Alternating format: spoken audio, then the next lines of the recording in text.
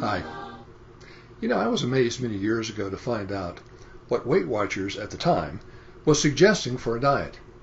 Green beans. Tons of them. How in the world could that be good for a diet, I thought. Is there some special fat-melting ingredient found in this food, I thought? In time, of course, I found out there was nothing really especially fat-melting about them. The reason for this diet requirement was to fill the dieter, so the dieter wouldn't have any room left over for the high-calorie stuff. Aha, I thought. Now that makes good sense. And it makes good sense in other areas of life too, I've discovered. The Apostle Paul told the Ephesian brethren in Ephesians chapter 4, 22 and 25, to fill their lives up with good deeds.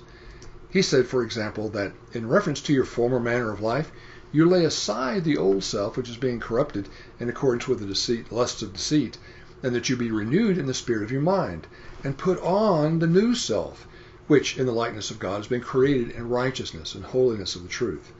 And then he followed up with a list of examples. He said, therefore, laying aside falsehood, speak truth each one of you with his neighbor, for we are members of one another.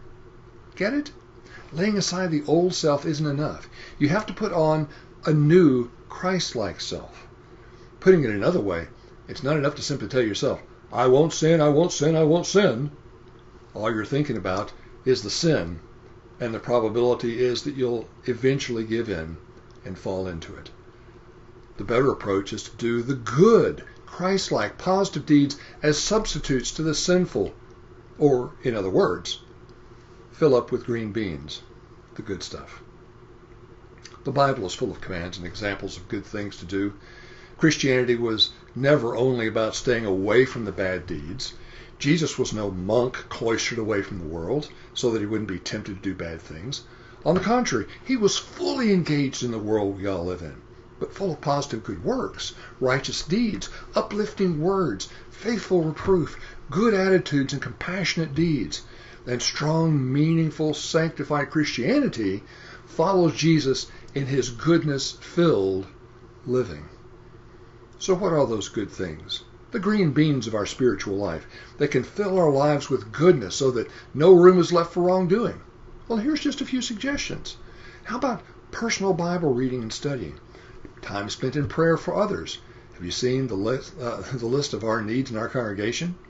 Church Bible studies, evangelistic Bible studies, being a regular attender at all the church's assemblies, visits of encouragement like phone calls, cards, or physical visits, helping older members of the congregation with things around the house, helping neighbors, and as a byproduct, possibly getting opportunities to share the gospel, teaching or helping teach a children's class, and all the work that this entails, going on short-term mission trips, domestic or abroad, working with the teens, fellowship opportunities with other Christians, including hospitality, church work opportunities like addressing invitations and gospel meeting promotion work, hospital visits, mentoring of young people, and the list could go on.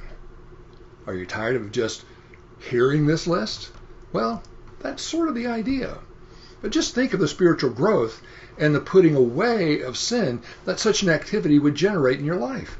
Personal, full-tilt engagement with the good deeds found in the Bible, both with the church and apart from the church's official activities, not only helps the church grow, but also helps personal growth by crowding out the old habits of sin. Someone has put it well. If we were to do all the good things the Bible tells us to do, we wouldn't have time to do the sinful things. Are you serious about wanting sin out of your life? Fill your life with the green beans of full-on, involved, committed Christianity and watch the old sinful habits melt away like those unwanted pounds. My name is Park Lenscomb, and I'm the preacher for the Rock Hill Church of Christ in Frisco, Texas.